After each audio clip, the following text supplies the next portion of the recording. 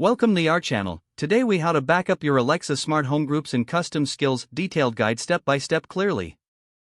To back up your Alexa smart home groups and custom skills, start by opening the Alexa app on your mobile device. Make sure you are logged into the account linked to your Alexa device. Navigate to the Devices tab located at the bottom of the screen. In the Devices section, tap on the Groups option. Here, you will see a list of your smart home groups. Take note of the names and configurations of each group. To back up your custom skills, go back to the main menu in the app.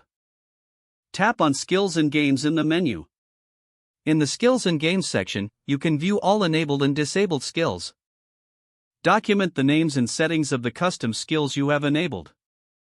Consider taking screenshots for quick reference. Next, visit the Alexa website on your computer to manage additional settings. Log into your account on the Alexa website.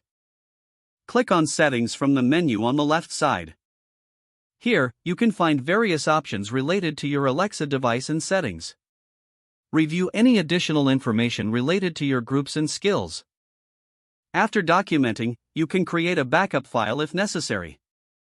Use a word processor or note-taking app to organize your notes. Make sure to save this document in a secure location. This ensures you can easily restore your settings in the future if needed. If you want to duplicate your settings across multiple devices, repeat this process on each device linked to your account. Familiarize yourself with any updates or changes to the Alexa app that may affect your backup process. Regularly review your backup documentation to keep it current as you add new devices or skills. By following these steps, you'll have a comprehensive backup of your Alexa smart home groups and custom skills. If the page does not load, refresh the browser or try again in a private or incognito window. Make sure you are using the correct email address, then retype it carefully to avoid small typos.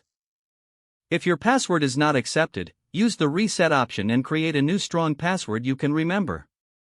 Check your spam folder for verification or security emails, then complete any requested confirmation steps.